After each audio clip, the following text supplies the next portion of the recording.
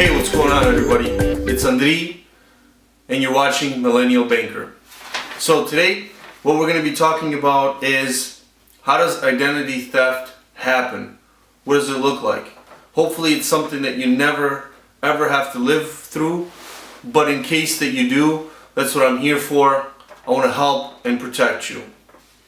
So how does it happen, right? So number one, something very popular is phishing scam emails. So you get an email, it looks legitimate, it looks like, from a company that you might even do business with, maybe a bank, a financial institution, your investment company, what have you, and it's asking you to click on something to provide personal information. So you're going to click within the email. Again, don't do this, but that's what the email is into. It might, and they're getting really good.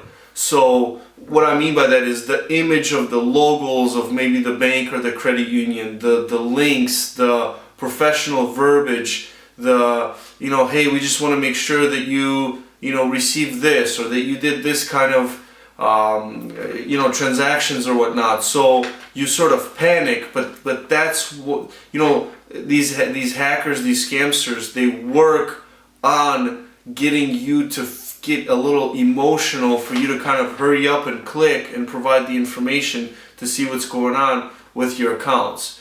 But financial institutions have a secure way, and again, ask questions where you bank, but they have a secure way of letting you know if there's certain questionable charges, if there's certain activity that they want to, just make sure that you did.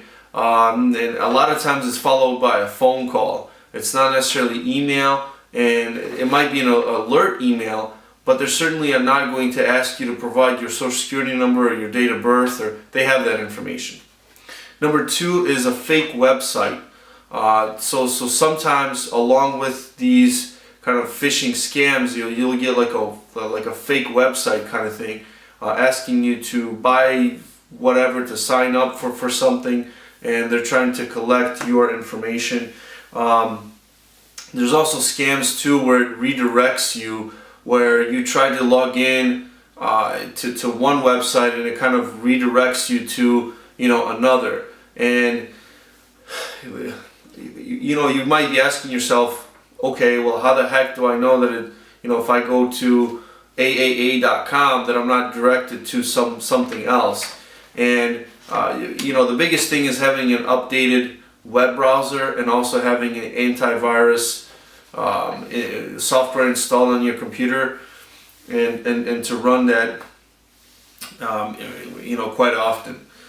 So the other thing with identity theft is, even if you're offline, hackers can still get in. They can still try to download malicious software on your computer that records kind of the keystrokes and try to guess and understand what your passwords or your user IDs are.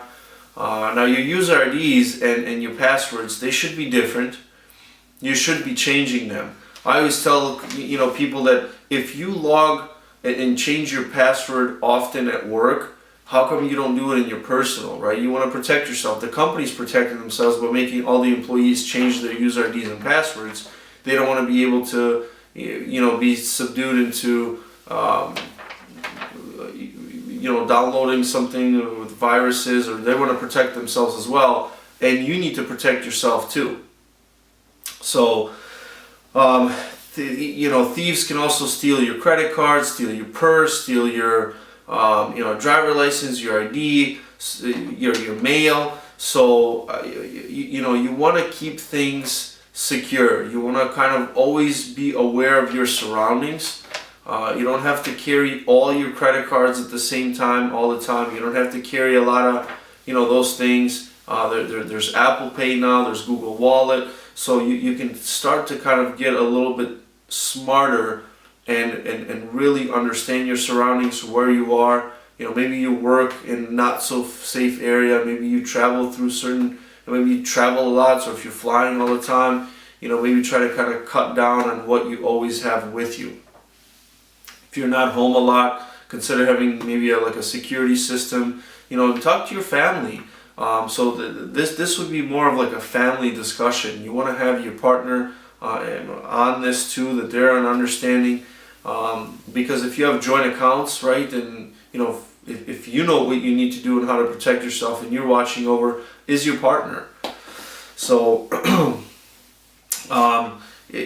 some of the worst things that we see out there is hackers and scamsters. They can, once they do find your identity, I mean, they could do a fake tax return. They can open business accounts, credit cards. They can buy cars. They could change. They could call your wireless provider. They could call your credit card accounts. They could try to change the address of where the information is supposed to go to and say, hey, I lost my card. Could you send me a new one? Oh, by the way, I moved. So really, it's one of those things where, yeah, you want to hope for the best, but you have to plan for the worst. So let's talk about, what are the things that you can do. Okay, so one is, I talked about this a little bit, carry light.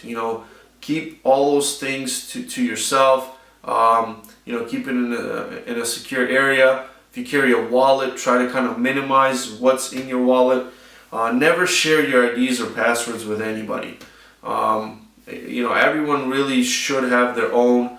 I see a lot of people, especially on the business side, they'll give their employees and their staff members their user ID, their password. I mean, that's like giving somebody your social security number and just saying, here's my driver license, here's an example of my signature here. Take what you need. Antivirus program, we talked about that. You want to set up alerts on all your accounts. You want to monitor them and be alert too of the calls that you get. It's often that you get phone calls and they're trying to fish for information. They're trying to sell you something. They're trying to sign you up for whatever. They ask for your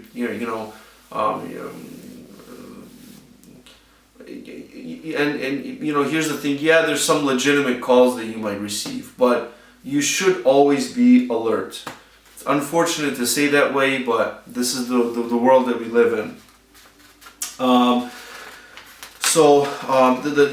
If you are still writing checks, store the canceled checks. If you have to discard them because they're kind of piling up, make sure you have a shredder and you're shredding them.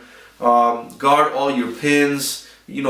Cover, so even if you're at the store and let's say you want $20 back at the grocery store, and you swipe your debit card, or you stick your debit card in with the chip, and it asks you for the, do you want cash back? Yes. It asks you for the PIN. Make sure you cover it, right? Put in the PIN, cover your hand over, make sure that nobody sees it.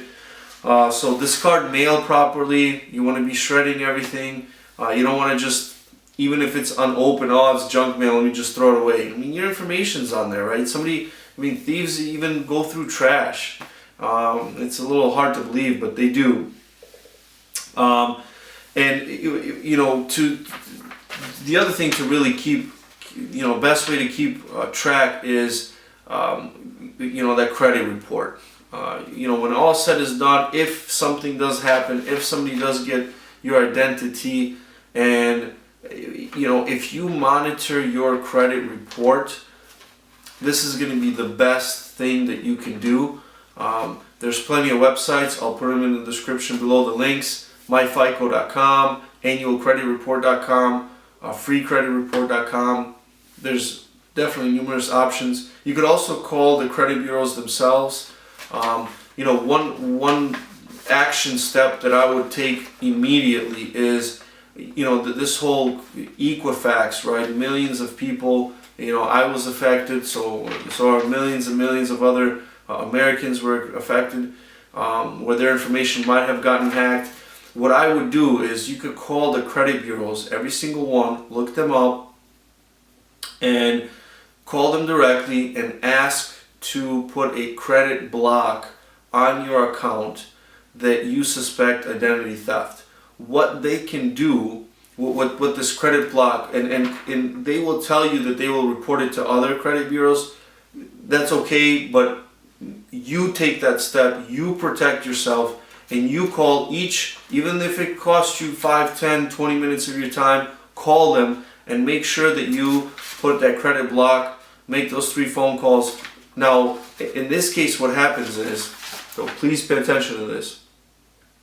you call Equifax, you call TransUnion, and you call the third credit bureau, and you call Experian. You tell them you want a credit block, you suspect identity theft. You're going to set up probably security questions. Now what happens is, anytime that someone tries to check your credit, it's going to block it from being checked. And so let's say you walk into your bank and you say, 3 months from now you need a credit card.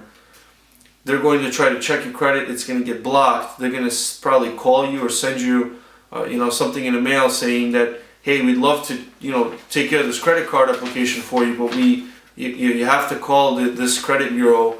And usually banks, it'll only be one credit union or one credit agency that you'll have to call back and give them authority for that particular bank to check your credit and have access to the report.